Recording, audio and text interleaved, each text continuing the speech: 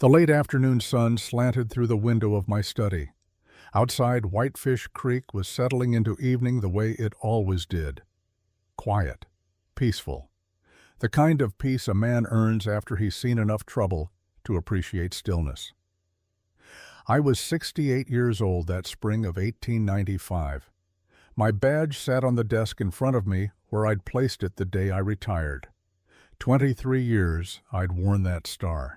23 years of trying to figure out where the law ended and justice began. My visitor sat across from me, young fellow from back east, writing stories about the frontier. He'd heard the tales, he said, wanted to know about Miles Sutton, and the woman he bought off an auction block. Wanted to know if the legend was true. I poured us both 2 fingers of whiskey. Good whiskey, not the rot gut they used to serve in the camps. You want to know about Miles Sutton? I asked. Folks have made it quite a story. Frontier romance, they call it now. Knight in dusty spurs rescuing the damsel, that sort of thing. The young man leaned forward, eager as a pup. I picked up my old badge, felt the weight of it in my palm. I can tell you what really happened. I was there. I saw the whole thing unfold. I set the badge back down. But the truth was harder than any legend, messier, and more beautiful if you understand what beauty means out here. The young man's pencil hovered over his notebook. It started in the summer of 1878, I said, in a town called Redemption Creek, though there wasn't much redemption to be found there, not that day. The heat that July was the kind that made a man's shirt stick to his back before he'd even climbed onto his horse. I'd ridden down from Whitefish Creek on sheriff's business, collecting depositions for a land dispute. Redemption Creek wasn't my jurisdiction, but the plaintiff lived there and the defendant lived in mine, so I had to make the trip. It was a hard town, Redemption Creek. The kind of place that springs up around a silver strike and starts dying the moment the vein runs thin. By the summer of '78, the silver was nearly gone, and what was left was desperation. I could smell it in the air as I rode down the main street. Dust and decay. Cheap whiskey and cheaper dreams. The buildings leaned like tired men, painted peeled away in long curling strips, exposing gray wood beneath. Flies buzzed around the hitching posts where horses stood with their heads hanging low. Even the dogs moved slow, tongues lolling, seeking shade wherever they could find it. I'd planned to conduct my business and leave before sundown, get back to Whitefish Creek where the air was cleaner and the people were halfway decent. But as I approached the center of town, I saw a crowd gathering near the bank. That should have been my first warning. Nothing good ever came from a crowd in a place like Redemption Creek. I guided my horse closer. Folks were pressed together in a loose half-circle, their attention fixed on a makeshift platform someone had erected in the street. Just rough pine boards nailed together and propped up on barrels, the kind of thing you'd use for a speech or a hanging or an auction. A man stood on the platform, well dressed by Redemption Creek standards. Suit jacket despite the heat, derby hat, watch chain glinting across his vest. I recognized him even from a distance. Silas Turner, the banker, a man with soft hands and hard eyes. But it wasn't Turner that made my stomach turn cold. It was the woman standing beside him. She was young, maybe 23 or 24, slender but not frail. She wore a calico dress that had been mended more than once and a bonnet that couldn't hide the chestnut hair falling loose around her face. She held a baby against her chest, clutching the child like he was the only solid thing in a world gone liquid and uncertain. Her eyes were what I noticed most. Green eyes, bright with unshed tears, but there was something else there too. Defiance, pride. The kind of dignity that doesn't break easy even when everything else has. The baby fussed in her arms, 6 months old maybe, too young to understand but old enough to sense his mother's fear. I dismounted and pushed my way through the crowd, close enough to hear Turner's voice ringing out over the assembled men. And they were mostly men, I noticed. Miners with dirt under their fingernails, ranchers in from the hard scrabble spreads outside town, A few townsfolk, shopkeepers, and clerks, the kind who came to watch spectacle the way other folks might watch a dogfight. "Gentlemen," Turner was saying, his voice smooth as oil on water, "as executor of the late Patrick Flynn's estate, it falls to me to settle his considerable debts." He gestured to the woman beside him like she was a piece of furniture he was describing for potential buyers. "Before you stands his widow, Margaret Flynn, and her child. Strong woman, as you can see. Good for cooking, cleaning, and whatever else a man might need around his place." The way he said it made my skin crawl. The suggestion hung in the air like smoke. Margaret Flynn's chin lifted slightly. She didn't look at the crowd. Kept her eyes fixed on some point in the distance, like if she looked hard enough, she might see a way out of this nightmare. "How much did Flynn owe?"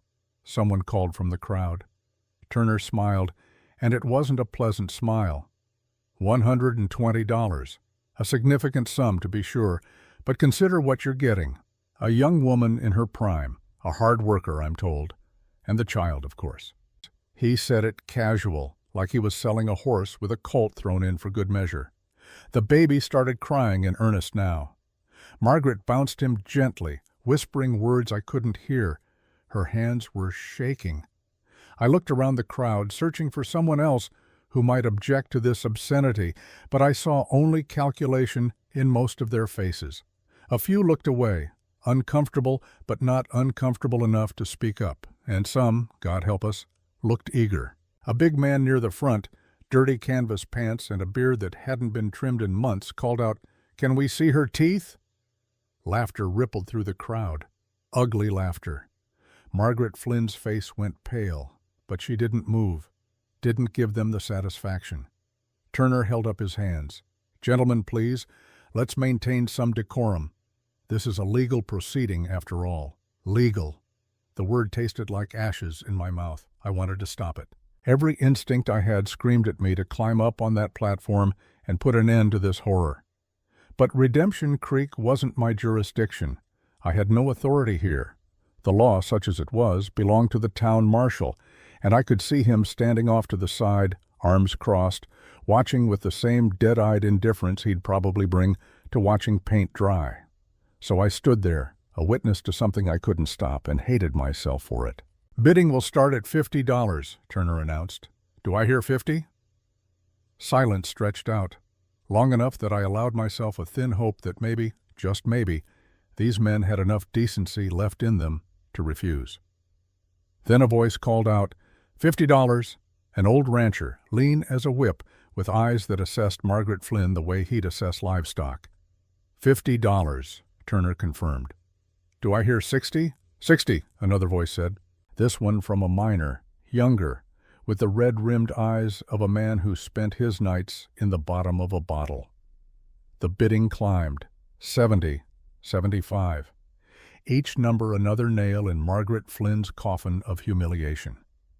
At $85, the bidding paused. The high bidder was a man I recognized, though I wished I didn't. Jack Malone, though everyone called him Big Jack. He ran a brothel on the edge of town, and his reputation was ugly even by Redemption Creek standards. Big Jack stood near the front of the crowd, massive arms crossed over his barrel chest. He had a scar that ran from his left eye to his jaw, a souvenir from a knife fight he'd won years ago. The other man hadn't been so lucky. 85, Big Jack said again, his voice carrying a note of finality, like he'd decided the bidding was over. Turner looked around the crowd. $85, going once. Do I hear 90? Silence. Margaret Flynn's shoulders sagged slightly. Not defeat, exactly. More like the body's acknowledgement of what the mind already knew, that this was happening, that in a few moments she and her baby would belong to Jack Malone, and God only knew what that would mean for them. I saw her lips moving. A prayer, maybe. Or maybe she was talking to the baby, promising him something she hoped she could keep. Turner raised his hand, ready to bring it down and seal the deal. 85, going twice. That's when I heard the horse. The sound of hoofbeats on hard-packed earth, moving fast. The crowd turned as one, craning to see who was fool enough to ride through town at that speed in this heat. The rider came into view at the far end of the street, emerging from the shimmering heat haze like something out of a fever dream. A buckskin stallion, dark with sweat, and on its back a man who rode like he'd been born in the saddle. Even from a distance, even before I could see his face clearly, something about him seemed familiar. He slowed as he approached the crowd, the horse's sides heaving. 3 days of hard riding, I'd learn later. 3 days with barely any rest, because a man in a saloon in Billings had mentioned an auction in Redemption Creek, mentioned the name Flynn, and this rider had turned his horse south without a second thought. The crowd parted to let him through. Something about the way he sat his horse, the quiet authority in his bearing, made men step aside without being asked. He was tall, I could see that much. Broad-shouldered but lean, the kind of build you get from hard work rather than soft living. Dark brown hair showing silver at the temples despite his relative youth. Maybe 30, 32 at most. His face was weathered by sun and wind, carved with lines that spoke of things seen and endured. But it was his eyes that I noticed most. Blue as a high country lake and just as cold. He wore trail clothes, dusty and worn. A gun belt rode low on his hip, the holster tied down in a way that told me he knew how to use it. But his hands rested easy on the saddle horn, not threatening. Not yet. He stopped at the edge of the crowd, those blue eyes taking in the scene, the platform, Turner, Margaret Flynn and her baby, the assembled men with their calculating expressions. I watched his jaw tighten.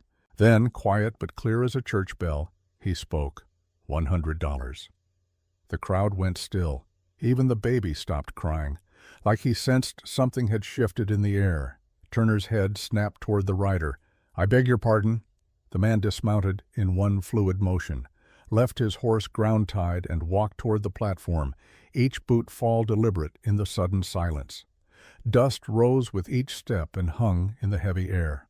$100, he repeated. His voice was rough, like he hadn't used it much in recent days, or years. Turner's eyes narrowed. "Sir, the current bid stands at 85, and I don't believe I know you." "Name's Miles Sutton." He said it plain, no explanation offered. That's when I recognized him. Miles Sutton from up near Whitefish Creek. Kept a small ranch in the foothills, ran some cattle, broke horses for sale. A quiet man, the kind who came to town maybe twice a year and never stayed long. I'd spoken to him a handful of times, always found him respectful but distant, like he was holding himself separate from the world. What the hell was he doing here? Big Jack stepped forward, his face darkening. "I bid 85, that makes it my turn." Miles didn't even look at him, kept his eyes on Turner. $100, cash money. That more than cover the debt? Turner licked his lips. I could see him calculating. The debt was real enough, I didn't doubt that. Patrick Flynn had been a gambler and a drunk, from what I'd heard. But Turner was also a man who enjoyed power, and I suspected this auction was as much about humiliation as it was about collecting debt. "Well," Turner said slowly, "actually, the debt is $120. I may have rounded down for the sake of the bidding." A lie. I could see it in his face. But what could I do? Call him out in front of everyone? Start a confrontation I had no authority to finish? Miles reached into his vest pocket, drew out a small leather pouch. He climbed the steps to the platform, each board creaking under his weight, and poured the contents onto the rough pine surface. Gold coins. They clinked and rolled, catching the late afternoon sun. "Count it," Miles said. Turner did, his soft fingers sorting through the coins. His expression shifted from smug satisfaction to something else. Disappointment, maybe. He'd been hoping Miles wouldn't have enough, hoping to drag this out, to wring more entertainment from Margaret Flynn's suffering. $120, Turner admitted, though it clearly pained him. That covers the debt, yes." For the first time since Miles Sutton had arrived, he turned to look at Margaret Flynn. She was staring at him, her green eyes wide. Not with relief, not yet. More like she couldn't quite believe what was happening, like she was afraid to hope. And there was something else in her expression, something I couldn't quite read at the time, but that would make sense later, when I learned the full story. Recognition. It was brief, just a flicker. Her eyes widened slightly when he'd said his name. Her lips parted like she might speak, then closed again. So quick I almost missed it, but I was watching closely, the way a lawman learns to watch, and I saw. "Ma'am," Miles said, his voice gentler now. He took off his hat, revealing hair plastered to his forehead with sweat. "If you'll come with me." Margaret Flynn didn't move. Her arms tightened around her baby. "How do I know?" she started, then stopped. Her voice was rough, like she hadn't spoken in days. Maybe she hadn't. Who would she have spoken to in the days leading up to this auction? "How do I know your intentions are any better than theirs?" A fair question. A brave question, under the circumstances. Miles held her gaze. "You don't," he said simply. "But I give you my word, ma'am. No harm will come to you or your boy. Not from me. Not from anyone, if I can prevent it." "Your word." She said it flat, testing the weight of it. "It's all I've got to offer right now. That and a roof over your head, food in your belly, and safety for as long as you need it." The baby squirmed in her arms, started to fuss again. Margaret looked down at her son, then back at Miles. Then for just a moment her eyes swept across the crowd, across the faces of the men who'd been bidding on her like she was livestock, across Big Jack with his scarred face and hungry eyes, across Turner with his smug satisfaction. What choice did she have, really? "All right," she whispered. Miles nodded once. Then he turned to Turner. "We done here?" Turner's jaw worked like he wanted to argue. But the money was counted, the debt was paid, and even in Redemption Creek, there were limits to how far a man could push things. "Going once," Turner said, the words sounding strangled. "Going twice." He paused, like he was hoping someone would object. No one did. "Sold to Mr. Miles Sutton." The gavel came down. The sound echoed off the false fronts of the buildings, and just like that, it was done. Miles offered his hand to help Margaret Flynn down from the platform. She hesitated, then took it. Her hand was small in his, and I saw him adjust his grip, careful not to hold too tight. Big Jack stepped into their path as they reached the ground. "Now hold on," he growled. "That ain't right. I had the bid. I was going to go higher." Miles finally looked at him, really looked at him, and something in that blue gaze made Big Jack take half a step back, despite himself. "But you didn't," Miles said, quiet, calm, absolutely certain. "Auction's over." "You don't know who you're—" "I know exactly who I'm dealing with." Miles's hand didn't move toward his gun. Didn't need to. "Now step aside." For a long moment, they stood there. Big Jack was bigger, meaner, had a reputation for violence that stretched from Redemption Creek to the mining camps in the hills. But there was something in Miles Sutton's stillness that spoke of a different kind of danger, the kind that didn't need to brag or bluster. Big Jack stepped aside. Miles guided Margaret Flynn through the crowd. Men moved out of their way, though whether out of respect or something else, I couldn't say. I followed at a distance. Couldn't help myself. My sheriff's instincts were screaming that this wasn't over, that something was off about the whole situation, and I needed to understand what I'd just witnessed. Miles led her to his horse. The buckskin was still breathing hard, sides heaving. "I've got a room at the boarding house," Miles said. "Just for tonight. We'll leave at first light, get you and the boy somewhere safe." "Where?" Margaret asked. The baby was quiet now, watching Miles with wide eyes. "My ranch, up near Whitefish Creek. It's not much, but it's peaceful. You'll have your own room, privacy, time to figure out what comes next." She studied his face like she was looking for the lie in his words. "And what do you expect from me, Mr. Sutton, in exchange for this rescue?" "Nothing," he said. "I owed your husband a debt. Consider it paid." That's when I saw her reaction again, that flicker of something. She knew. Somehow, she knew who Miles was even before he'd introduced himself, knew about the debt, but she didn't say anything, just nodded and let him help her onto the horse. Miles swung up behind her, careful not to jostle the baby. He gathered the reins and looked down at me for the first time. Our eyes met. He gave me a small nod, the kind one man gives another when acknowledging a witness. Then he turned the horse and started down the street toward the boarding house. I stood there in the dust as the crowd began to disperse. Men drifting back to their saloons and their claims, already turning the auction into a story they'd tell over drinks. The widow and the stranger, the mysterious rescuer who'd appeared out of nowhere. But I'd been a lawman too long to accept simple stories. I'd seen the money change hands. Legal transaction on the face of it. Turner couldn't contest it, wouldn't dare with witnesses present. But I'd also seen Margaret Flynn's face when Miles said his name. Seen that flash of recognition she'd tried to hide. And I'd seen something else. Something in the way Miles Sutton had looked at her. Not with the hunger I'd seen in the other men's eyes. Not even with pity, exactly. More like recognition, understanding. The way one wounded creature might look at another. I collected my horse and rode back toward Whitefish Creek as the sun began its descent toward the western peaks. The depositions could wait. I had too many questions burning in my mind. Who was Patrick Flynn to Miles Sutton? What debt could a dead man's widow possibly represent? And why had Margaret Flynn recognized a man she supposedly never met? The answers would come in time. Some from Miles himself over whiskey in my office on winter nights when the loneliness got too heavy for him to carry alone. Some from Margaret years later, when we'd become friends and she felt safe enough to speak of those dark days. And some I'd witnessed myself, watching their story unfold over the months that followed.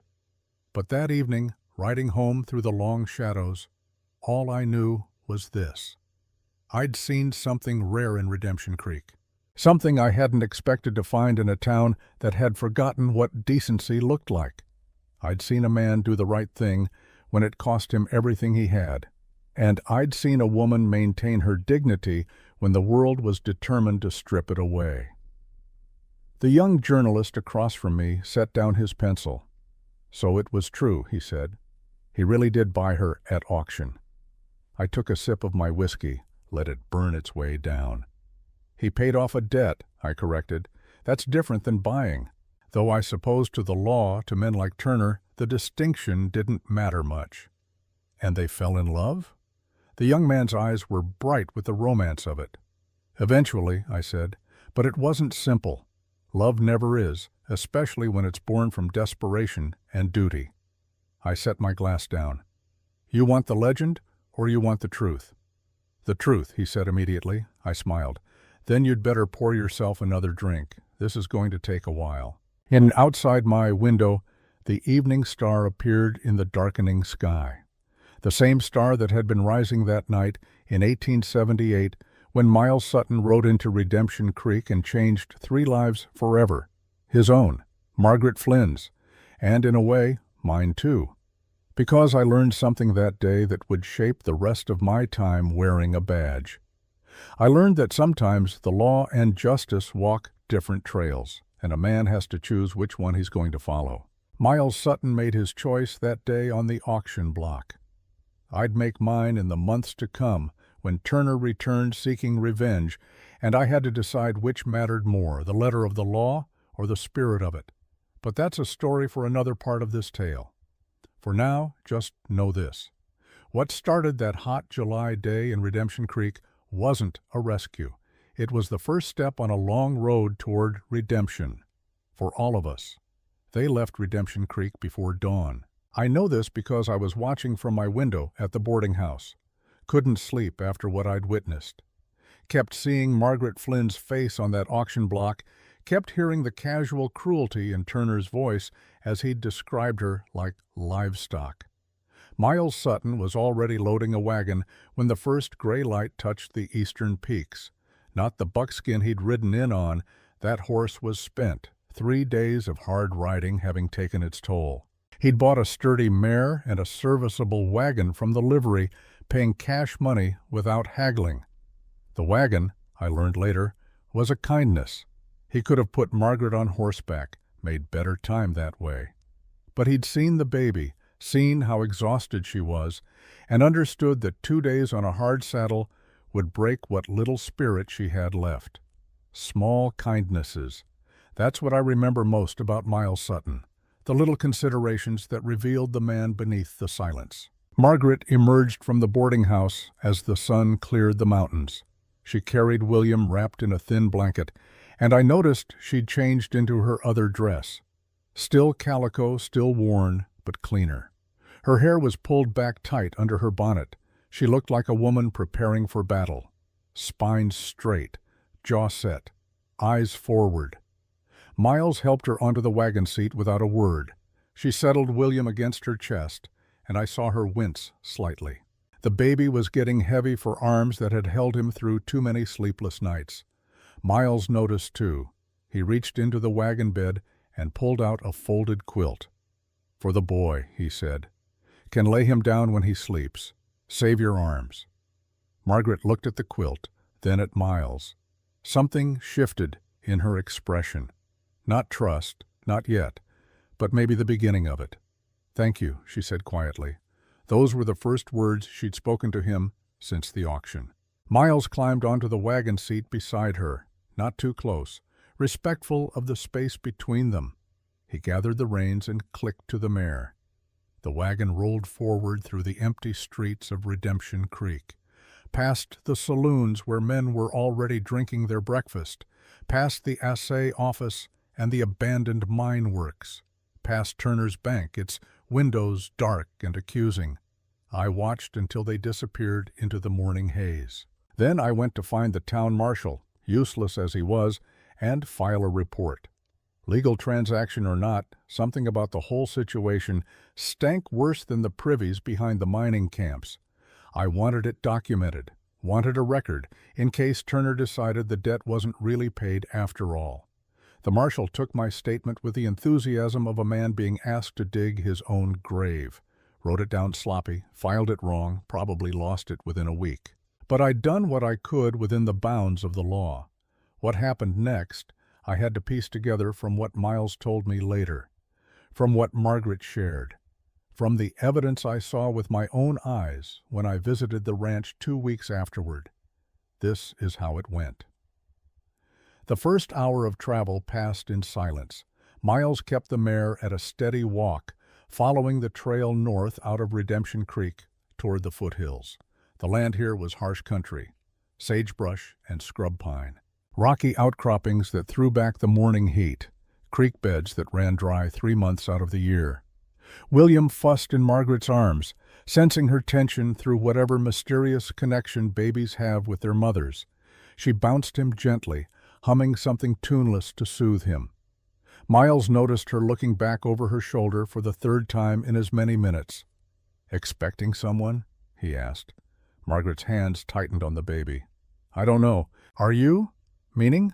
"Meaning I don't know you, Mr. Sutton." Her voice was steady, but he could hear the steel underneath. "I don't know why you paid that money. I don't know what you think you're owed. And I don't know if someone's following us because you've made enemies I should know about." Fair questions, all of them. Miles was quiet for a moment, considering. The mare plodded on, hooves raising small puffs of dust.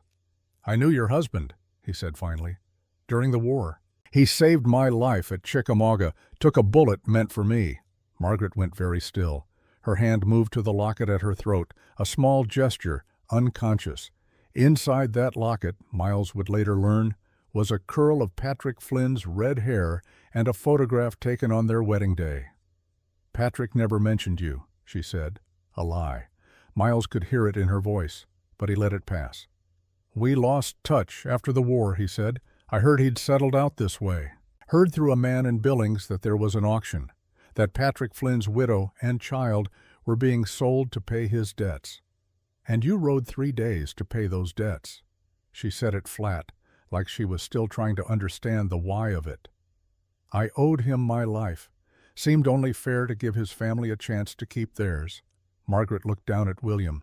The baby had finally settled, his small fist curled against her collarbone. "Patrick drank," she said quietly. "Gambled.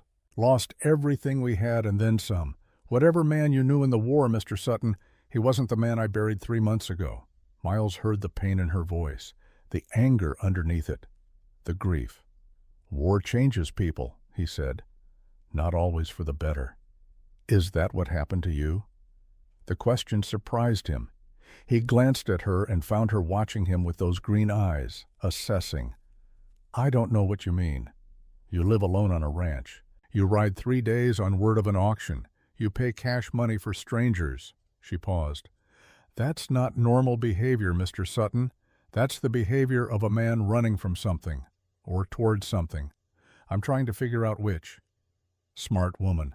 Miles had known that from the moment he'd seen her on that auction block, maintaining her dignity while men bid on her like property. But hearing her speak, hearing the sharp intelligence beneath the fear, he understood she was more than smart. She was a survivor, and survivors asked hard questions. Maybe both, he said. Before Margaret could respond, Miles's hand went up in a gesture that said, wait. He'd heard something, or maybe sensed it, the way a man learns to sense danger after years of having his life depend on it. Hoofbeats. Behind them, moving faster than travelers should be moving in this heat. Get down, Miles said. In the wagon bed. Cover yourself and the boy with the quilt. Margaret's face went pale. What? Now? The authority in his voice brooked no argument. Margaret scrambled over the seat into the wagon bed, clutching William close. Miles tossed her the quilt, and she pulled it over them both, disappearing beneath the faded fabric. Miles kept the mare moving at the same steady pace. Didn't speed up, didn't slow down. Just a man driving a wagon on a summer morning. The hoofbeats grew louder. 3 riders came around the bend behind them, pushing their horses hard. Even from a distance, Miles recognized the big one in front, Big Jack Malone. And he'd brought friends. They caught up to the wagon within minutes, spread out as they approached, flanking Miles on both sides. Professional, or at least experienced. These men had done this before. Miles kept his hands loose on the reins, didn't reach for the rifle tucked under the seat. Not yet. Big Jack pulled alongside, his scarred face split in a grin that showed missing teeth. Well now, he said, if it ain't the hero from yesterday. Out for a morning drive? Miles didn't answer, kept his eyes on the trail ahead. Asked you a question. Big Jack's hand dropped to the gun at his hip, not drawing, just reminding Miles it was there. Free country, Miles said. Man can drive where he likes. That's true. That's very true. Big Jack leaned forward in his saddle. But see, we got a problem. Mr. Turner, he's been thinking about that auction, thinking maybe it wasn't exactly legal. Selling a woman and her child like that. Miles almost laughed. Turner claiming concern for legality after what he'd orchestrated. Money's paid. Debts settled. Well, that's the thing. One of the other riders, a lean man with a knife scar on his cheek, spoke up. Mr. Turner says the debt was $150, not $120. Says there was interest he forgot to mention. Convenient, Miles said. Ain't it, though? Big Jack's grin widened. So here's what's going to happen. You're going to turn that wagon around. We're going to escort you back to Redemption Creek, and we're going to sort this all out proper-like with Mr. Turner. Under the quilt in the wagon bed, Margaret held her breath. William squirmed against her, and she pressed her hand gently over his mouth, praying he wouldn't cry out. Miles considered his options. 3 armed men, open country. No cover except some rocks about 50 yards ahead where the trail bent toward a dry creek bed. 50 yards. He'd have to time it perfect. And if I refuse? Miles asked. Keeping his voice casual, Big Jack's grin disappeared. Then we take the woman and the kid back anyway. And you wake up tomorrow morning, if you wake up at all, with a headache and empty pockets. The third rider, younger than the others, hadn't spoken yet. Miles could see his hand shaking slightly on his reins. Nervous. That made him dangerous. Nervous men pulled triggers when they shouldn't. That's a lot of effort, Miles said, for $30. Oh, this ain't about the money. Big Jack leaned closer. This is about you riding into town like you own the place, showing me up in front of everybody. Nobody does that to Big Jack Malone. Nobody. There it was. The real reason. Wounded pride. The rocks were 30 yards ahead now. I see, Miles said. So this is personal. Damn right it's personal. 20 yards. Miles's hand shifted slightly on the reins. Under the seat, his boot nudged closer to where the rifle rested. 10 yards. Well then, Miles said quietly, I apologize. Big Jack blinked, confused. You what? I apologize for embarrassing you. And Miles slapped the reins hard across the mare's back. The mare wasn't a racing horse, but she was Montana-bred and understood urgency. She leaped forward, the wagon lurching behind her. Big Jack cursed and grabbed for his gun. Miles threw himself sideways, snatching the rifle from under the seat as he rolled. The wagon careened toward the rocks, and he hit the ground hard, shoulder taking the impact. A gunshot cracked the air. The bullet went wide, hitting rock and spraying fragments. The mare kept running, the wagon bouncing wildly. Margaret's scream was cut off as another shot rang out. Miles prayed the quilt would protect them if a bullet found the wagon bed. He came up on one knee behind a boulder, rifle already shouldered. Fired once, deliberately high. Warning shot. The three riders had wheeled their horses. Confused by the sudden chaos, the nervous one fired twice, both shots wild. Big Jack was shouting, trying to organize them. Miles fired again, this time close enough to make Big Jack's horse rear. The big man fought to control his mount, cursing steadily. Next one's not a warning, Miles called out. His voice was steady, no fear in it. Just cold certainty. The mare had stopped 50 yards up the trail, the wagon tilted at an angle. Miles couldn't see if Margaret and William were all right. Had to trust they'd stayed down, stayed quiet. Big Jack got his horse under control. He stared at Miles across the distance, rage twisting his scarred face. You're a dead man, Sutton, he said. You know that? Mr. Turner's got reach. He'll find you wherever you hole up. And when he does, tell Turner if he wants to talk, he can ride to Whitefish Creek and file a legal complaint with Sheriff Tom Dawson. Otherwise, this is over. Miles worked the lever action on the rifle. The metallic sound carried clear in the morning air. Your choice, Jack. Talk or bleed. For a long moment, nobody moved. The only sound was the horses breathing hard and the distant cry of a hawk circling overhead. Then the nervous rider spoke. Jack, maybe we should— Shut up. Big Jack's eyes never left Miles. This ain't over, Sutton, not by a long shot. But he was already turning his horse. The other two followed, casting nervous glances back at Miles as they retreated. Miles stayed in position, rifle ready, until they disappeared around the bend. Even then he waited, counting to 100, making sure it wasn't a feint. Only when he was certain they were gone did he lower the rifle and run to the wagon. Margaret was hunched in the wagon bed, the quilt pulled tight around her and William. Her whole body was shaking. Ma'am, Miles said gently, they're gone. You're safe. She looked up at him, and he saw tears on her face, but also anger, fire beneath the fear. Safe? Her voice shook. They shot at us. They were going to take us back to Turner, to that man. She couldn't finish. William was crying now, loud wails of distress. Margaret tried to soothe him, but her own hands were trembling too badly. Miles set the rifle in the wagon bed and reached for the baby without thinking. May I? Margaret hesitated, then passed William to him. Miles took the boy carefully, supporting his head the way he'd once seen a camp follower do during the war. He'd never held a baby before, not really, but instinct guided him. He walked a slow circle, bouncing gently, making low shushing sounds. William's cries gradually subsided to hiccups, then silence. The baby stared up at Miles with wide eyes, as if trying to understand what manner of creature this was. When Miles turned back to the wagon, Margaret was watching him with an expression he couldn't read. You're bleeding, she said. Miles looked down. His shirt was torn at the shoulder where he'd hit the ground, and blood had seeped through. The wound from rolling on rocky ground, probably. He hadn't even felt it in the moment. It's nothing. Let me see. Ma'am, I'm fine. Mr. Sutton, her voice was firm, you just saved our lives. The least I can do is tend to your wound. Now let me see. There was no arguing with that tone. Miles handed William back to her and shrugged out of his shirt with some difficulty. The wound pulled when he moved. Margaret had him sit on the wagon tailgate while she examined his shoulder. Her touch was gentle but efficient. She'd done this before, he realized. Tended injuries. "It's not deep," she said, but it needs cleaning. "Do you have whiskey?" "In my saddlebag, on the buckskin." She found it, along with a relatively clean cloth.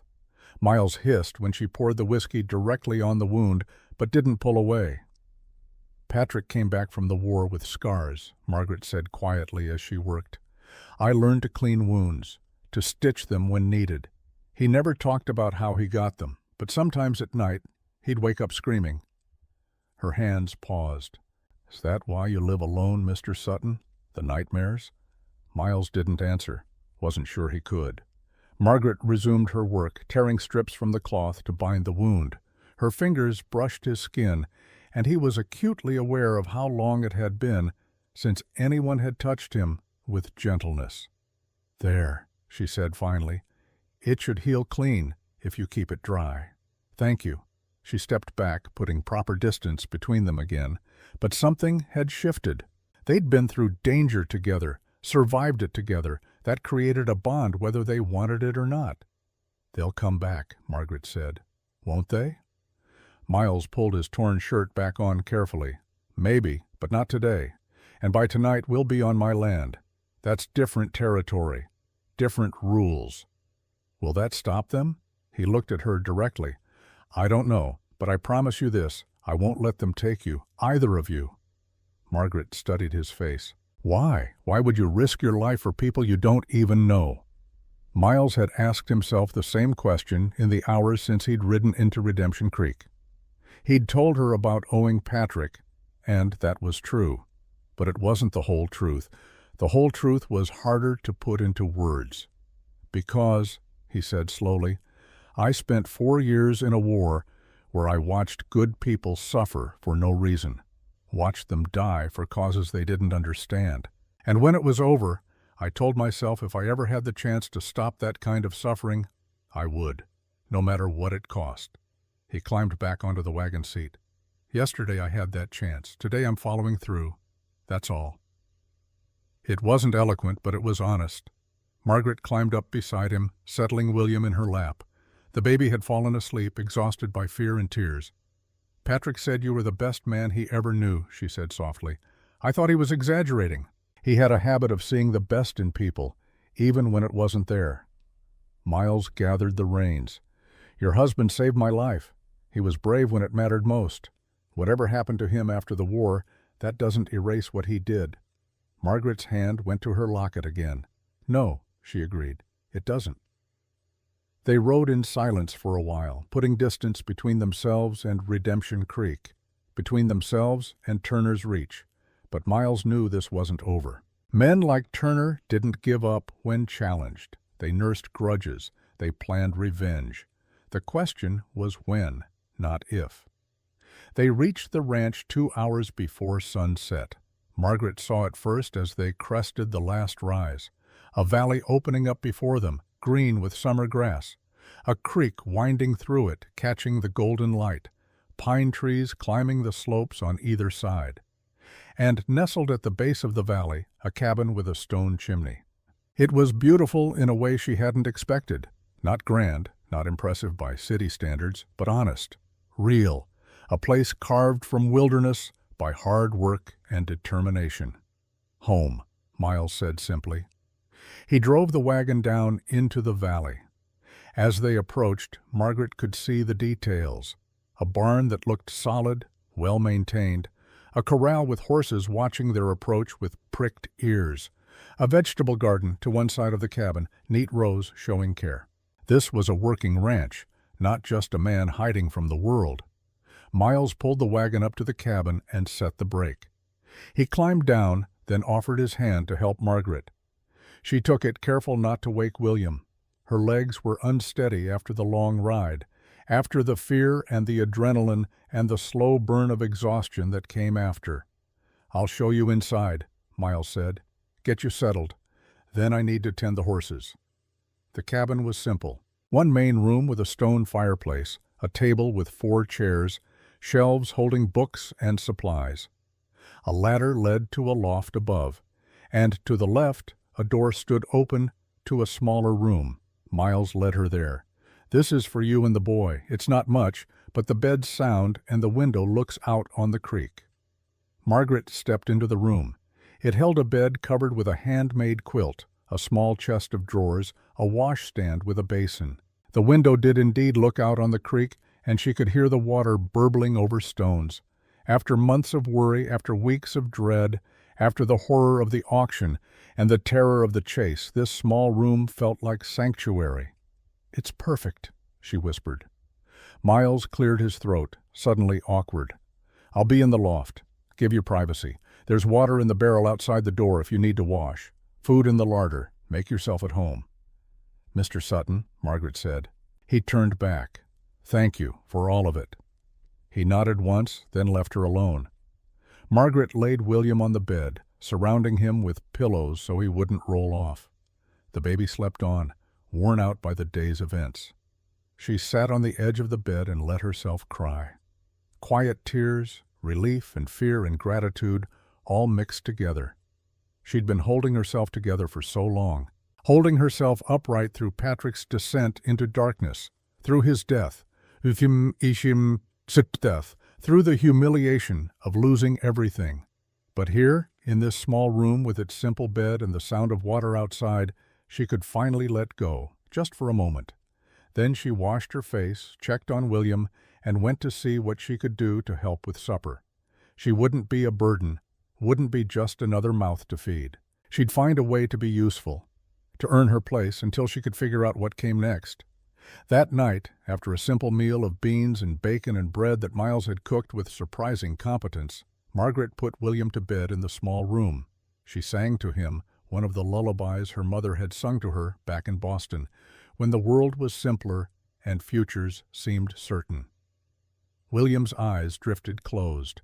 His breathing deepened into the trusting sleep of infancy. Margaret kissed his forehead and stood, her back aching from the wagon ride and the constant tension. In the main room, Miles was sitting by the fire, a book open in his lap, but his eyes distant. He looked up when she emerged. "He settled all right?" "Like an angel?" Margaret hesitated, then took the chair across from him. "I wanted to ask you something." "All right." "What you said about Patrick saving your life. Can you tell me about it? About what happened?" Miles was quiet for so long she thought he wouldn't answer. The fire crackled between them, throwing shadows on the log walls. "It was Chickamauga," he said finally. "September 1863. Hell of a battle. 2 days of fighting in the woods, men so thick you couldn't see 10 feet ahead." His hands tightened on the book.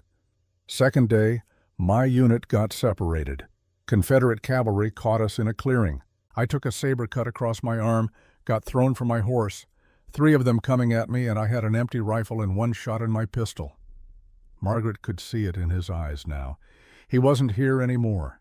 He was back there, in that clearing, facing death. Patrick wasn't cavalry. He was infantry, had no business being in that fight, but he came out of the trees running, rifle blazing, screaming like a demon, shot 1 of them dead, bayoneted another. The 3rd one shot him. Miles touched his left shoulder. Bullet went right here, through and through. Should have hit his lung but missed by inches. He fell, and I dragged him back to our lines while our boys laid down, covering fire. "You saved him too, then," Margaret said softly. "Maybe. But he saved me first. And later, in the hospital tent, when they thought I was dead and sent word to my family, Patrick wrote them. Told them I was alive, gave them hope when they had none." He finally looked at her. "So when I heard his widow and child were being sold like property to pay his debts, I didn't think about it. I just rode." Margaret felt tears on her face again. "He never told me the details, just said he'd served with good men, that the war took things from him but gave him brothers." "We were brothers," Miles agreed, "forged in fire." They sat in silence, both lost in thoughts of a man who'd connected their lives across death itself. Finally Margaret rose. "I should sleep. William will be up before dawn." "Ma'am," Miles said, "you can stay as long as you need. There's no rush to figure out what comes next. Thank you, Mr. Sutton, for everything." She went to her room and closed the door gently. Miles sat by the fire for another hour, not reading, just thinking. About Patrick, about the war, about the weight of debts owed to the dead and promises made to the living. Sometime deep in the night, Margaret woke to screaming. She bolted upright in the darkness, heart pounding. William stirred but didn't wake. The screaming came again, raw, anguished, words she couldn't make out. Miles. She grabbed her shawl and hurried into the main room. The fire had burned down to embers, casting barely enough light to see by. The screaming was coming from the loft. Margaret climbed the ladder quickly. Miles was thrashing in his bedroll, still asleep but caught in some nightmare's grip. "No," he was shouting. Get down, they're coming through." Then words in what might have been the desperate commands of battle. "Fall back! Patrick, fall back!" Margaret knelt beside him. "Mr. Sutton, Miles, wake up. You're dreaming." He didn't hear her. His hands clawed at the air, fighting invisible enemies. She took his shoulders, shook him gently. "Miles, you're safe. You're home. Wake up." His eyes snapped open. For a moment he didn't see her, saw something else, something that made his face go gray with terror. His hand shot out, catching her wrist in a grip that would leave bruises. "Miles," she said firmly, "look at me. You're safe. It's Margaret. You're at your ranch in Montana. The war is over." Slowly, recognition filtered back into his eyes. He released her wrist like it had burned him. "I'm sorry," he gasped. "God, I'm sorry. Did I hurt you?" "I'm fine. You were having a nightmare." He sat up, running his hands through his hair. His whole body was shaking. Sweat soaked his undershirt despite the cool night air. "Chickamauga," he said hoarsely. "It's always Chickamauga. I'm back there, and Patrick's bleeding out, and I can't stop it. Or sometimes it's worse. Sometimes I can't reach him in time, and he dies, and it's my fault, all my fault. It wasn't your fault." Margaret moved closer, not touching, but present. "You saved each other, that's what you said. But I lived, and he didn't. He died in some fever bed 3,000 miles from that battlefield, and I wasn't there, couldn't help him, couldn't save him again." The guilt in his voice was so raw it hurt to hear. "Patrick made his choices," Margaret said. "The drinking, the gambling, those were his demons, not yours. You couldn't have saved him from those even if you'd been there." Miles looked at her, and in the dim light she saw the same haunted look she'd seen in Patrick's eyes. The look of a man who'd seen too much, lost too much, and didn't know how to lay down the burden of it. "Does it get better?" he asked. "The nightmares?" "I don't know. Patrick never told me. She should go back downstairs, should leave him to his privacy. But something held her there. My mother used to say," she offered, "that nightmares lose their power when you speak them in the light. That secrets kept in darkness grow stronger." "Your mother sounds wise." She was. "She died when I was 16. Margaret surprised herself by adding, "Sometimes I dream about her, about the life I had before I met Patrick, before I came west. And I wonder if she'd be disappointed in the choices I made." "Are you disappointed?" Margaret considered the question honestly. "I loved Patrick, the man I married anyway, before the war changed him, before Montana broke him. So, no, I'm not sorry I chose him, but I'm sorry for what that choice cost me, cost us." She met Miles's eyes. "I'm sorry William will never know his father, but I'm not sorry we survived, and I'm not sorry you came to that auction." "Neither am I," Miles said quietly. They stayed there in the darkness, two survivors of different wars, finding unexpected comfort in shared honesty. Finally, Margaret rose. "Try to sleep. The nightmares have less power when you remember you're not alone." She climbed back down the ladder to her room, checked on William, still sleeping peacefully, then lay in bed, listening to the creak outside her window, thinking about the strange turn her life had taken. 3 days ago she'd been facing the auction with nothing but terror and the faint, desperate hope that Patrick's dying words about finding Miles Sutton might somehow save them. Now here she was, under that same man's roof, tending his wounds and waking him from nightmares. She'd recognized his name the moment he'd spoken it at the auction, had seen the shock of it like lightning through her body. Patrick's friend, the man he'd told her to find, appearing like an answer to prayer. But she hadn't told Miles that.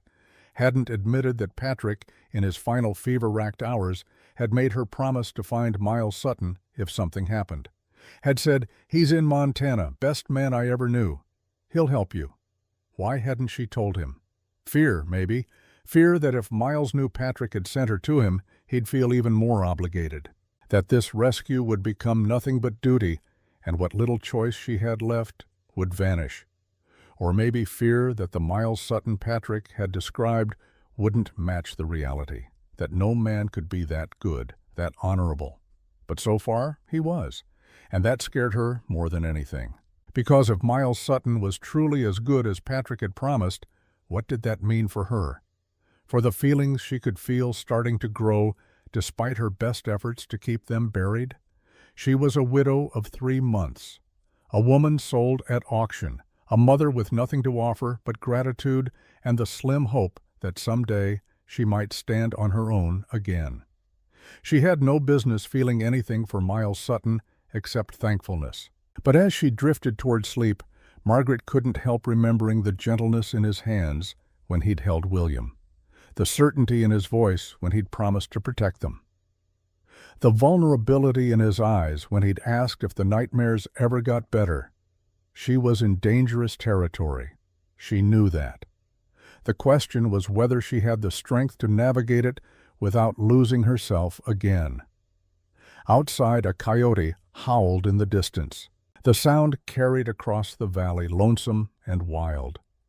Margaret closed her eyes and tried not to think about the future, tried not to think about Turner's threat, still hanging over them like a storm cloud, tried not to think about the fact that Miles Sutton had risked his life for them once and would probably have to do it again.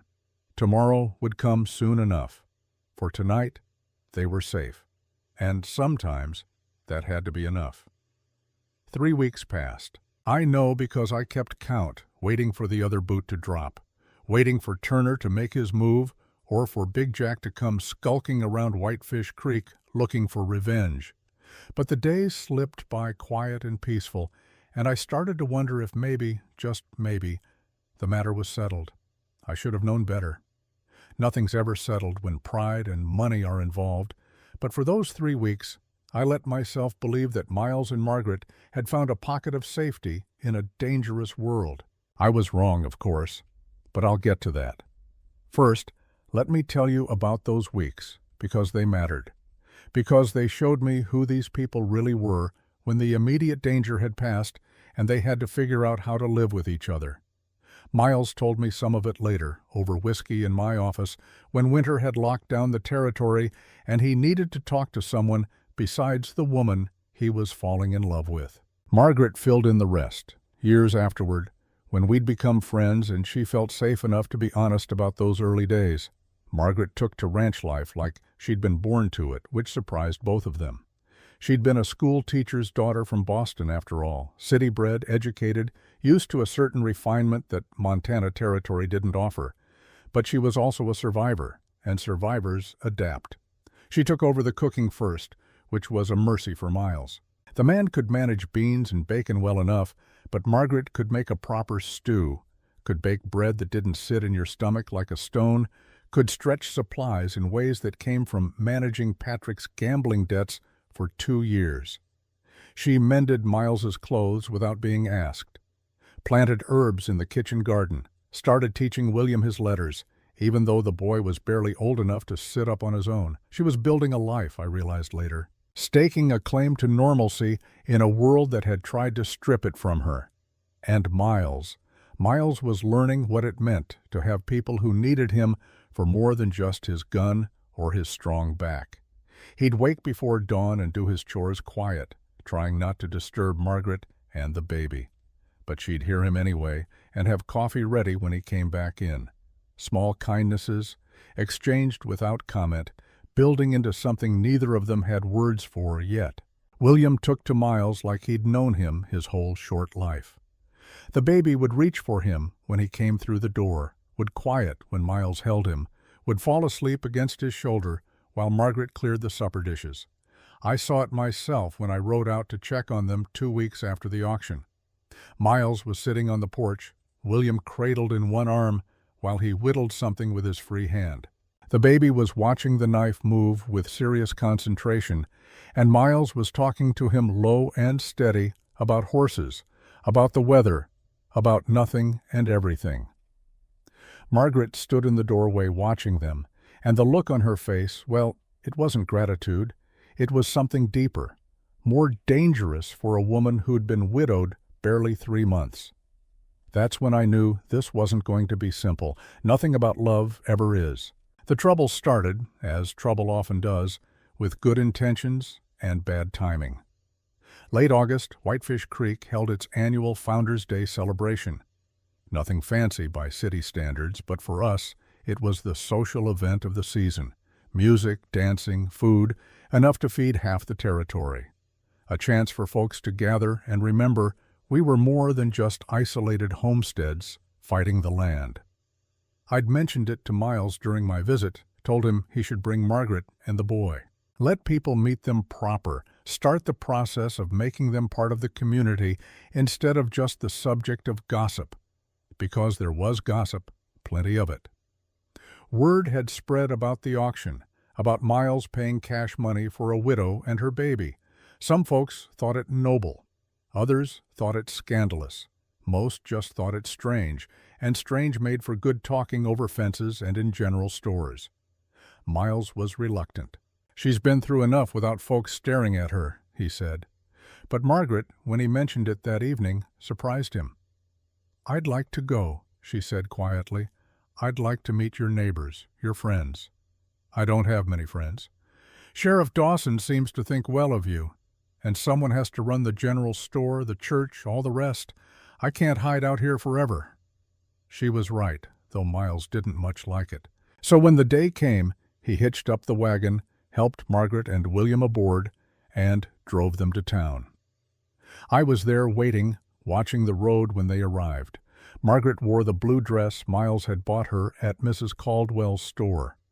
It brought out the green of her eyes, made her look younger than the hardship of recent months would suggest. She'd done her hair up proper, and she held William on her hip with the casual confidence of a woman who'd learned to manage a baby with one hand and life's complications with the other. Miles helped her down from the wagon, his hand lingering at her waist a moment longer than strictly necessary. Neither of them seemed to notice, but I did. And I wasn't the only one. The celebration was in full swing. Tables groaning with food, a fiddler and a man with a squeeze box making music that got feet tapping despite the heat. Children running between the adults, playing games that had no rules except not to get caught. Mrs. Caldwell descended on them immediately. "Miles Sutton," she exclaimed. "And this must be Mrs. Flynn. My dear, welcome to Whitefish Creek. And who is this handsome young man?" She reached for William, who went to her without protest. The boy had his mother's ease with people, it seemed. "This is William," Margaret said. "And thank you for the welcome, Mrs. Caldwell. Your town is lovely." "Oh, call me Ida, please. Mrs. Caldwell makes me feel like my mother-in-law's ghost." She bounced William expertly. "Come, dear, let me introduce you around. Miles, you go get yourself some punch and try to be sociable for once." And just like that, Margaret was swept into the crowd of women, leaving Miles standing there looking slightly lost. I clapped him on the shoulder. "Come on, let's get that punch before Ida works her way back to us." We did, and for a while things went smoothly. I introduced Miles and Margaret to the respectable folks, the minister, the doctor, the couple who ran the mercantile. Everyone was polite, if a bit curious. Margaret handled their questions with grace, giving enough information to satisfy without revealing too much. "My husband passed 3 months ago," she'd say. "Mr. Sutton knew him from the war. He was kind enough to offer me and William a safe place until I could get back on my feet."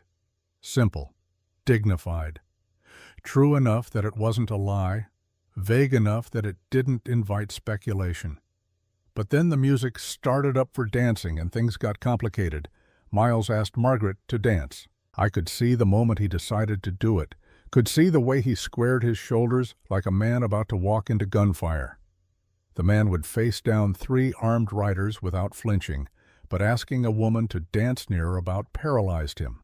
Margaret said yes with a smile that lit up her whole face. They joined the other couples for a Virginia reel. Miles moved with surprising grace for a man more comfortable on horseback than a dance floor. And Margaret, she was light on her feet, laughing as they spun through the figures, looking younger and happier than I'd yet seen her. I watched them and thought, this is what healing looks like. This is what happens when 2 broken people find each other and start to mend. I should have been paying attention to the other watchers instead. Alderman Briggs stood on the edge of the dance floor, arms crossed, face set in lines of disapproval. He was a sour man on his best days, the kind who found fault with sunshine and complained about rain. He'd been trying to run Whitefish Creek like it was Philadelphia instead of Montana Territory, and most of us ignored him. But he had a following among the more conservative element, the folks who thought civilization meant rules and rules meant knowing your place. When the dance ended, he stepped forward. "A word, Mr. Sutton," he said. Loud enough to carry, the music faltered. Folks turned to look. Miles's hand was still at Margaret's waist. "Can it wait? We're in the middle of—" "No, it cannot wait." Briggs' voice was cold. "I've kept silent on this matter out of Christian charity, but I cannot in good conscience continue." Margaret's face went pale. She knew what was coming. So did I. "This arrangement of yours," Briggs continued, "with Mrs. Flynn, it's unseemly, sir. Improper. You bought this woman at an auction like she was livestock. Now you've installed her in your home, unchaperoned. The talk is all over the territory." The crowd had gone dead quiet. Miles's voice was steady, but I could hear the edge underneath. "Mrs. Flynn is my guest. She and her son have their own room. Everything is proper and respectable." "Proper?" Briggs snorted. "A widowed woman barely out of mourning, living alone with a bachelor. That's not proper, Mr. Sutton. That's scandal waiting to happen." Margaret's hand tightened on Miles's arm. "Mr. Briggs, I assure you, I'm not interested in your assurances, madam." Briggs didn't even look at her. "I'm interested in maintaining standards in this community, and I'm hereby giving notice that the town council will be reviewing this situation. We cannot have men purchasing women like property, regardless of the justification. It sets a dangerous precedent." Something in Miles went very still, that kind of stillness that comes before violence. But before he could respond, another voice cut through the tension. "That's quite enough, Alderman." A woman stepped forward from the crowd. Blonde hair, pretty face, expensive dress that didn't quite suit a frontier celebration. I recognized her, even though I'd only seen her once or twice before. Rebecca Wilson, the sawmill owner's daughter, the woman who'd courted Miles 2 years back. She walked right up to Briggs, her chin high. "Mr. Sutton's personal affairs are none of the council's business," she said firmly. "And I'll thank you not to speak to Mrs. Flynn as if she were at fault for being the victim of unfortunate circumstances." Briggs sputtered. "Miss Wilson, this is hardly your place to judge," Rebecca finished. "Mrs. Flynn, I don't believe we've met properly. I'm Rebecca Wilson. I knew Mr. Sutton some time ago, and I can attest to his character. If he says the situation is proper, then it is." She turned to Margaret and Miles, and I saw something complicated in her eyes. Regret, maybe, or recognition of roads not taken. "I was wrong about you, Miles," she said quietly, so only they could hear. "I wanted you to be someone you weren't, but Mrs. Flynn—" She met Margaret's eyes. "She sees who you actually are. That's the difference." Then louder for the crowd. Now I believe the music was about to start again. "Shall we all stop gossiping and get back to celebrating?" The fiddler, bless him, took the hint and launched into a lively tune. The crowd's attention fractured, people drifting back to their conversations and their dancing, though I could see the glances, hear the whispers. Briggs stood there a moment longer, his moment of self-righteousness spoiled. Then he stalked off, his small contingent of supporters trailing after him. Miles turned to Rebecca. "Thank you. You didn't have to—" "Yes, I did." She smiled, but it was sad around the edges. I spent 2 years trying to make you into someone who'd fit in my world. But you were right to say no. You belong out there, in the hills, with the sky and the silence, and with people who understand that." She looked at Margaret. "He's a good man, Mrs. Flynn. Stubborn, silent as a stone, but good all the way through. You could do a lot worse." "I know," Margaret said softly. Rebecca nodded once, then walked away, leaving them standing in the middle of the dance floor while the music swirled around them. They left shortly after. Margaret's smile was strained, and William had started fussing, overstimulated by the noise and the people. I walked them to their wagon. "Don't let Briggs get under your skin," I told Miles. "He's all bluster." But Miles's face was grim. "Is he right? About the council?"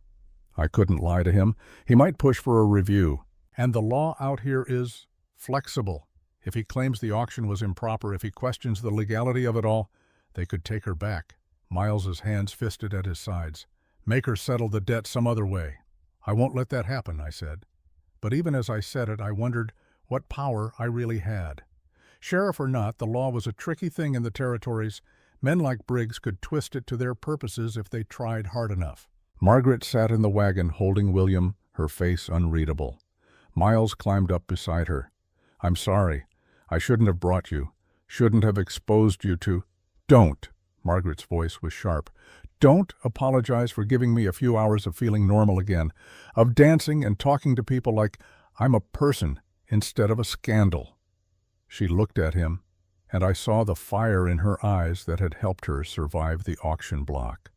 "But we need to talk, Miles, when we get home. About what this really is, about what happens next." Miles nodded, not trusting himself to speak. They drove off into the gathering dusk, and I stood there watching them go, a bad feeling settling in my gut. The other boot was about to drop. I could feel it. What happened next, I heard from both of them, separately and together, over the months and years that followed. They rode home in silence, the wagon wheels creaking, the evening birds calling from the pines. William had fallen asleep against Margaret's shoulder, worn out by the day's excitement. When they reached the ranch, Miles unhitched the mare and led her to the barn. Margaret took William inside and put him to bed, still in his good clothes, too tired to fuss with changing him. When she came back out, Miles was standing by the creek, staring at the water like it held answers. Margaret walked down to stand beside him. "I'm going to leave," she said quietly. Miles's head snapped around. "What?" "Tonight. Tomorrow morning, maybe. But soon." Her voice was calm, too calm. "I won't have you ruined because of me. Won't have the whole town talking about you like you've done something wrong when all you did was help. Margaret, no, listen." She turned to face him. "You've been kind, more than kind. You've given us a home, safety, a chance to breathe. But Briggs is right about one thing. This can't continue as it is. People will talk. They'll make assumptions. And eventually, the law will get involved, and then what?" Miles was shaking his head. "Where would you go? Back to Redemption Creek? To Turner?" "I don't know. East, maybe. I have a cousin in St. Louis who might take you in. Might not." Miles's voice was rough. "Margaret, you have nothing. No money, no prospects, a baby to feed. What kind of life would that be?" "My life," she said fiercely. "My choice. I won't be a burden anymore, Miles. Won't be the cause of your trouble." "You're not a burden. Then what am I?" The question hung between them. Miles opened his mouth, closed it, opened it again. "You're—" He stopped, started over. "Stay, please. We'll figure something out. We'll what? Pretend forever that this is just a temporary arrangement? That I'm just passing through?" Margaret's eyes were bright with unshed tears. "I can't live like that, Miles, in limbo, not knowing what I am to you, not knowing what comes next." "Then marry me." The words came out before Miles could stop them, before he could think about what he was saying, what he was offering. Margaret stared at him. "What?" "Marry me," he said again, more certain now. "That would solve it, wouldn't it? Make it legal, proper, everything Briggs wants. You'd have protection. William would have a name. And we'd what? Margaret's voice was sharp. We'd live as man and wife because the law says so, because it's convenient? That's not what Isn't it? She was crying now, tears streaming down her face. I was married to one man who didn't really want me, Miles, who loved his whiskey and his cards more than he loved me or his son. I won't do that again. I won't marry for convenience or duty or whatever this is. It's not duty. Miles stepped closer. Margaret, Don't. She held up a hand.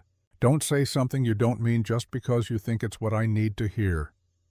They stood there in the darkness, the creek murmuring between them, everything that needed to be said caught in their throats. Finally, Miles spoke. Stay, just for tonight. We don't have to decide anything now. Just don't leave in the dark. Promise me that. Margaret nodded slowly. One more night. Then we talk, honestly, about all of it. She walked back to the cabin, her spine straight, her head high. Miles stayed by the creek until the stars came out, trying to figure out when exactly he'd fallen in love with Patrick Flynn's widow and what the hell he was going to do about it. The next morning, I rode out to the ranch with news I'd been dreading to deliver. Briggs had made good on his threat. He'd filed a complaint with the territorial court, claiming the auction had been improper, that Miles had no legal right to take custody of Margaret and William, that the matter needed to be reviewed, and until it was reviewed, Margaret and William were to remain in Whitefish Creek under the court's protection while the case was being heard. I arrived just after dawn, found Miles chopping wood like he was trying to kill it, each swing of the axe landing with a fury that spoke of a sleepless night. Tom, he said, setting down the axe when he saw my face. What's wrong? I told him. Watched his expression go from shock to rage to something colder and more dangerous.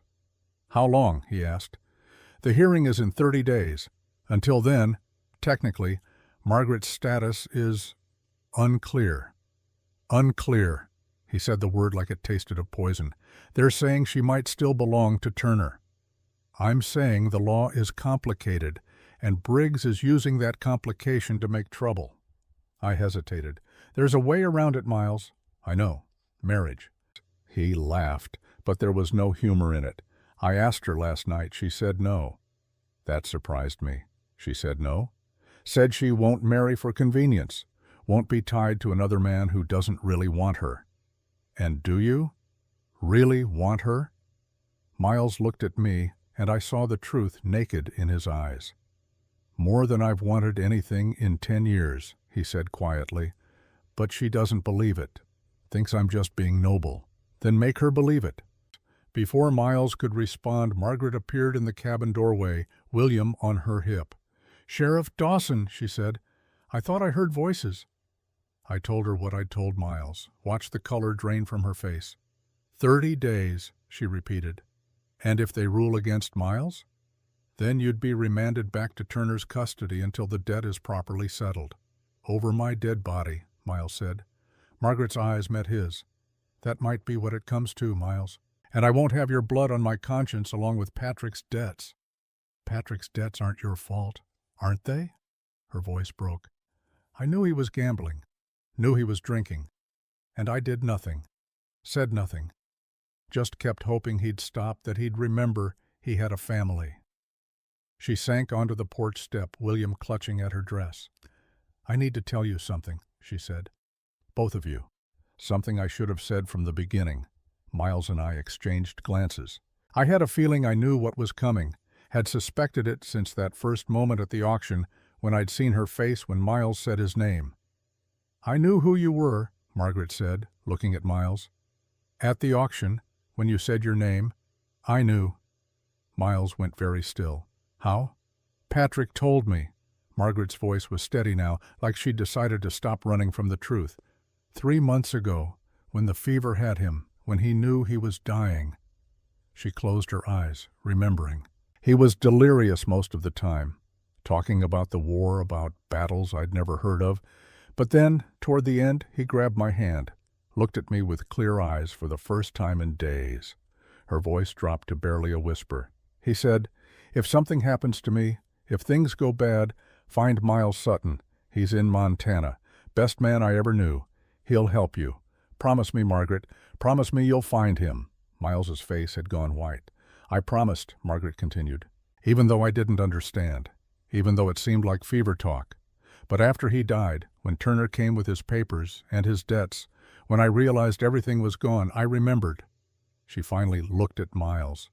"I tried to find you, asked around Redemption Creek if anyone knew a Miles Sutton, but no one did. And then the auction was set, and I thought it was over. That Patrick's last wish was just another broken promise." Tears were streaming down her face now. "And then you rode up, said your name, and I knew. I knew Patrick had sent you somehow, that even dead he was trying to protect us. Why didn't you tell me?" Miles's voice was rough.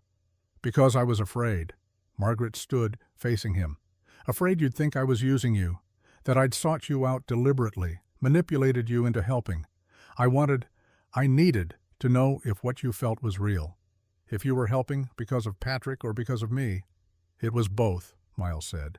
"It started as Patrick, but Margaret—" He stopped, took a breath, started again. "I fell in love with you somewhere between Redemption Creek and here. Watching you be brave when you had every reason to break, watching you with William, listening to you laugh at something foolish I said. It stopped being about Patrick weeks ago." Margaret made a sound like a sob. "How can I believe that? How can I trust that it's not just—" "Because I'm telling you the truth." Miles closed the distance between them. "I loved Patrick like a brother, but I'm in love with you. And if you can't see the difference, then I don't know what else to say." I cleared my throat. "I'm going to check on my horse, give you two some privacy." I walked away, giving them space to work through what needed working through. Behind me, I heard Margaret say, "Patrick wrote you a letter. Before he died. I found it in his things." "What?" "A letter. He never sent it. But it's addressed to you. I didn't open it. It didn't seem— I wasn't ready to read it." "Where is it?" "In my room. In the trunk." I was halfway to my horse when I heard Miles say, "Show me." The letter was in a sealed envelope, addressed in Patrick Flynn's distinctive scrawl, "Miles Sutton, Montana Territory." Margaret handed it to Miles with trembling fingers. He stood in the small bedroom holding it like it might explode. Finally, he broke the seal. The handwriting was shaky, the words wandering across the page in the way of a man fighting fever and time. But the message was clear. "Miles, old friend, I'm dying. Doc says it's just fever, but I know better. The drinking, the gambling, I've ruined everything good in my life. Margaret doesn't know how bad the debts are, doesn't know Turner will come for everything we have the moment I'm gone. If you ever get this letter, please find her. She's proud, won't ask for help. But she'll need someone when I'm gone. You're the best man I know, Miles, the only man I'd trust with my family. I never thanked you for Chickamauga, for dragging me back when I should have died, for giving me 3 more years than I deserved. But I thank you now, and I'm asking one more thing. Keep my family safe. Tell Margaret I'm sorry for the man I became, sorry I wasn't strong enough to beat the demons, but tell her I loved her. Loved William. Even when the whiskey and the cards had me, I loved them. You're a better man than I ever was. Don't waste it the way I did." Your friend Patrick Flynn Miles read it twice, then a third time. When he finally looked up, his eyes were wet. "He knew," Miles said hoarsely. "He knew I'd come." "He trusted you," Margaret said.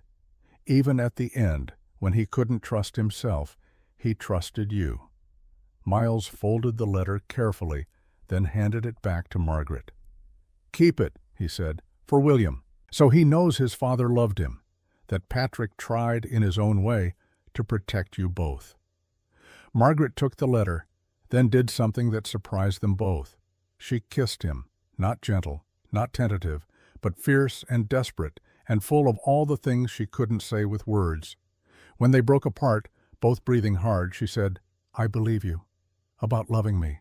I don't know if I should, but I do. Margaret, but I won't marry you because the law says I should. Won't marry you to solve a legal problem."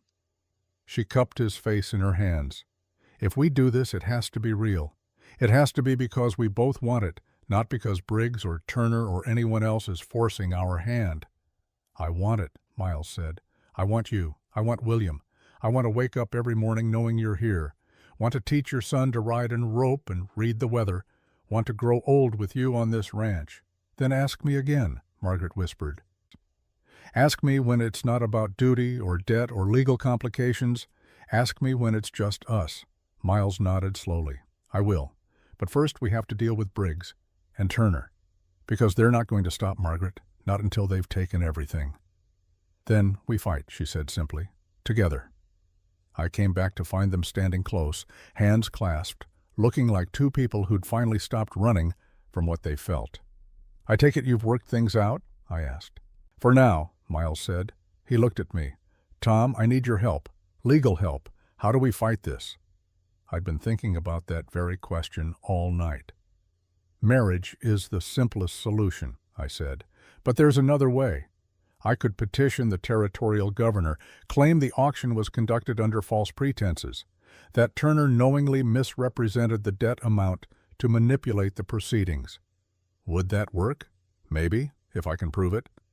I pulled a folded paper from my pocket. "I've been doing some digging. Turner's not as clean as he pretends. There are other people he's ruined, other debts he's manipulated.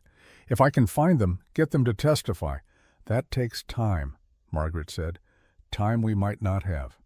30 days, I agreed. "It's not much, but it's what we've got." Miles's jaw set devout in that stubborn line I was learning to recognize. "Then we use every one of those 30 days, he said. "We find the evidence, we build the case, and we make damn sure that when that hearing comes, there's no question about where Margaret and William belong." He looked at Margaret. "If you'll stay, if you'll trust me that long." She smiled, and it was the first real smile I'd seen from her since the auction. "I'll stay," she said. "We'll stay." I left them there, standing together on that ranch, facing down a threat that hadn't fully materialized yet, but hung over them like a storm waiting to break. I had work to do, people to find, evidence to gather, a case to build against a man who'd been playing with other people's lives for too long. But as I rode back toward Whitefish Creek, I allowed myself a moment of hope, because I'd seen something in Miles and Margaret that I hadn't seen in a long time. Something that went deeper than passion or convenience or even love, though it was all of those things. I'd seen partnership, two people who'd looked at their circumstances and decided to fight instead of flee, who'd chosen honesty over easy lies, who'd decided that what they were building together was worth protecting. The next few weeks would test that decision, would test them both, but I believed they'd hold, had to believe it. Because if they didn't, if Turner and Briggs succeeded in tearing apart what Miles and Margaret were building, then what hope was there for any of us? What hope for justice in a place where the law could be twisted to serve greed and spite? What hope for love in a world that seemed determined to crush it before it could take root? I didn't have answers, not yet. But I had 30 days to find them, and I wasn't going to waste a single one. Those 30 days passed faster than any month I'd lived through. I rode circuits between Whitefish Creek and every mining camp, every settlement, every dusty crossroads in the territory, looking for people Turner had wronged. Finding them wasn't hard. The man had left a trail of ruined lives stretching back to his army days. Getting them to testify was harder. Fear has a way of keeping people quiet, but I found 3 who'd talk. A widow whose farm Turner had seized on trumped-up debt, a miner he'd cheated out of a claim, and a former Army quartermaster who'd witnessed Turner selling government supplies in '64. It wasn't much, but it might be enough. Meanwhile, Miles and Margaret waited. They worked the ranch together, building something that looked more like a partnership every day, and they watched the road, knowing Turner wouldn't let the hearing be his only move. They were right. On the 28th day, Turner made his play. It was Margaret who heard the horses first. She'd been hanging wash in the yard, William playing at her feet with wooden blocks Miles had carved for him. The afternoon was warm, peaceful, the kind of day that makes you forget danger exists. Then she heard hoofbeats, multiple riders moving fast. She scooped up William and ran for the cabin. "Miles!" He was already coming through the door, rifle in hand. He'd heard them too. "Get inside, bar the door." "Miles, do it, now." Margaret ran inside with William. Miles heard the bar drop into place behind her. 6 riders came into the yard, Turner in the lead, dressed fine as always. Big Jack beside him, grinning. 4 others Miles didn't recognize, hired guns from the look of them. Miles stood on his porch, rifle lowered but ready. "You're on my land, Turner. State your business or get off." Turner smiled that oily smile. "Just here to collect what's mine, Sutton. Court hearings in 2 days. Thought I'd save everyone the trouble and take Mrs. Flynn back to town now. Put her somewhere safe until the matter's settled." "She is somewhere safe." "Is she, though?" Turner's eyes went to the cabin windows. "Living in sin with a man she barely knows? I'd call that many things, Sutton. Safe isn't one of them." Big Jack shifted in his saddle. His hand rested on his gun. Miles saw the play forming. 6 against 1. They'd rush him, take Margaret and William while he was trying to fight them off, maybe kill him in the process, claim self-defense. "Margaret Flynn stays here," Miles said quietly. "You want to contest that? You do it in court like a civilized man."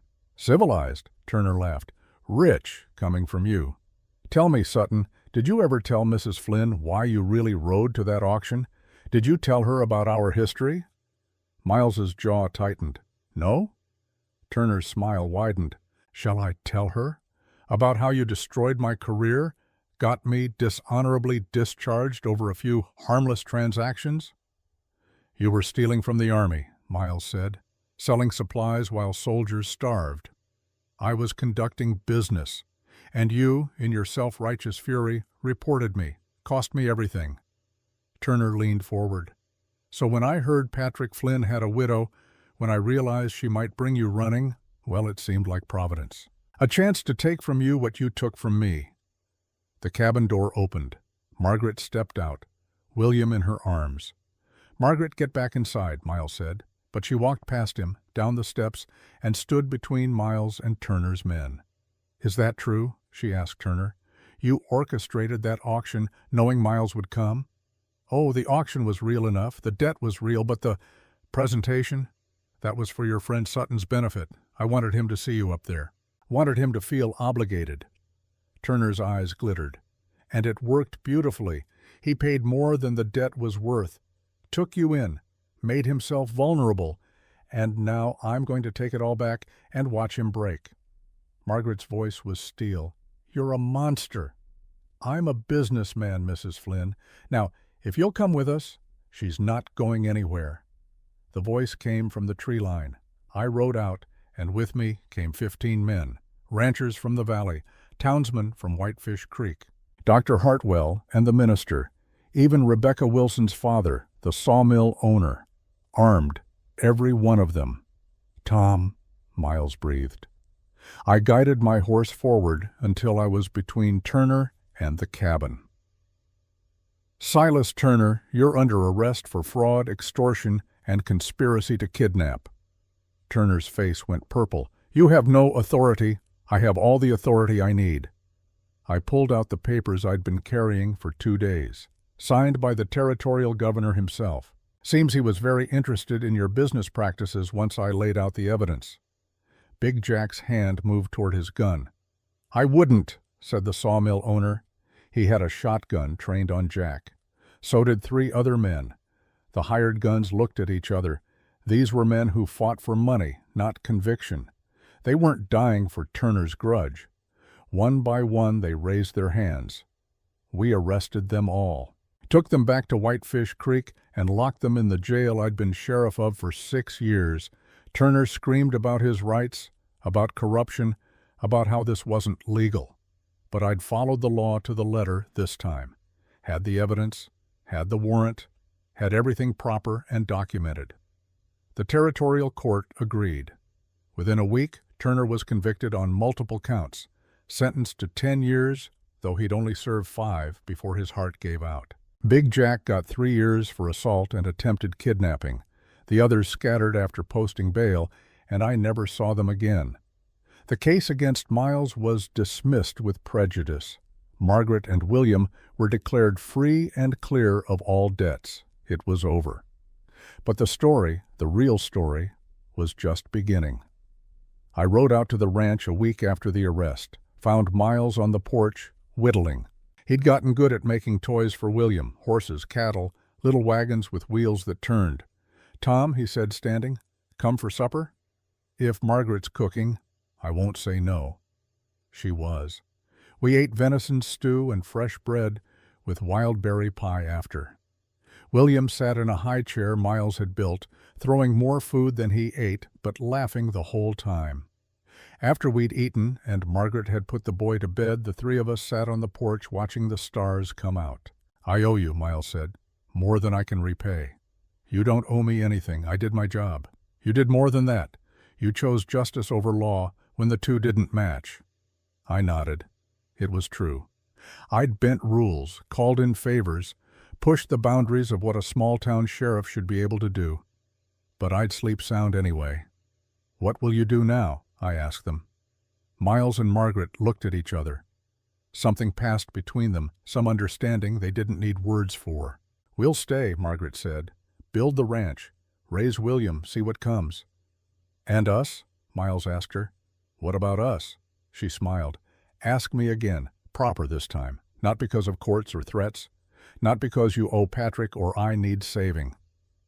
Miles set down his whittling knife, got up, walked over to where Margaret sat, and there, under the Montana stars, he knelt down on one knee. "Margaret Flynn," he said, "I love you. I love your strength and your stubbornness and the way you sing to William when you think no one's listening. I love how you make this cabin feel like a home instead of just a place to sleep. Will you marry me? Will you let me spend the rest of my life trying to deserve you?" She was crying. "Yes, yes, Miles Sutton, I'll marry you." He slipped a ring on her finger, his mother's ring, gold with a small diamond. He'd been carrying it for 2 weeks, waiting for the right moment. They kissed, and I looked away, giving them privacy. When I looked back, they were holding each other like they'd never let go. "I'll perform the ceremony," I offered. "Territorial law lets sheriffs marry folks, if you'll have me." "We'd be honored," Miles said. They married 3 weeks later. Small ceremony in the yard, with the whole valley in attendance. Margaret wore a dress Mrs. Caldwell had sewn, white with blue trim. Miles wore his best shirt, boots polished until they shone. I spoke the words, and they spoke their vows. Simple promises, honestly made. When I pronounced them husband and wife, the cheer that went up could have been heard in Redemption Creek. The celebration lasted until sunset. Food and music and dancing. William learning to clap in time with the fiddle. Rebecca Wilson toasting the bride and groom with genuine happiness. As the sun set and people started heading home, I found Miles and Margaret standing by the creek, watching the water catch the last light. "Happy?" I asked. "More than I knew I could be," Miles said. Margaret leaned into him. "Thank you, Tom, for everything. Just doing what's right." "No," she said firmly. "You did more than that. You restored my faith that good people exist in this world, that justice is possible even out here." I didn't know what to say to that, so I just tipped my hat and walked away, letting them have their moment. The young journalist across from me set down his pencil. We'd been talking for hours, the sun having set while I told the story. "And they lived happily ever after?" he asked. I poured us both another whiskey. "They lived. That's close enough." "What do you mean?" "I mean life isn't a fairy tale. Miles still had nightmares some nights. Margaret still grieved for Patrick, for the man he'd been before the war broke him. They had hard winters and thin years and all the struggles any ranch family faces." I sipped my whiskey. "But they had each other, and they built something real, something lasting." "Children?" 3 more after William, 2 girls and a boy. The ranch prospered. William grew up strong and decent, became a rancher himself. Last I heard, he's running the place now. Miles and Margaret are in their 60s, still there, still together. The journalist smiled. "So it was a happy ending." "It was a real ending," I corrected, "which is better than happy. Real lasts." I stood, walked to the window. Outside, Whitefish Creek was settling into evening, lamplight in windows, smoke from chimneys, the sound of a child laughing somewhere down the street. "You know what I learned from watching them?" I said. "That redemption isn't something you earn with one grand gesture. It's something you build, day by day, choice by choice." Miles didn't save Margaret that day at the auction. They saved each other, slowly, over time, through honesty and hard work and refusing to give up. I turned back to face him. That's the real story, not the auction or the standoff or any of the dramatic bits. The real story is what came after, two broken people deciding they were stronger together than apart. The journalist finished his drink. "That's a hell of a story, Sheriff." "It is, and it's true, every word." He gathered his things, preparing to leave. At the door he paused. "Do you ever regret it? Bending the law the way you did?" I thought about that, about the choices I'd made, the rules I'd bent, the line I'd walked between justice and legality. "No," I said finally, "I don't. Because I learned something important that summer. The law is supposed to serve people, not the other way around. And when it stops serving, when it starts protecting men like Turner while punishing people like Miles and Margaret, well, that's when good people have to make hard choices." He nodded. "Thank you for the story."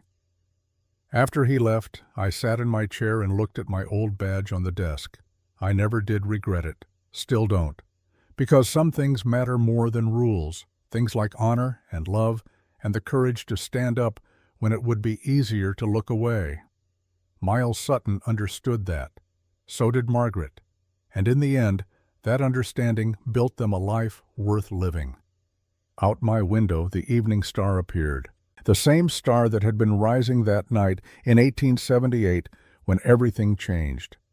I raised my glass to it, to them, to the choices we make and the redemption we find.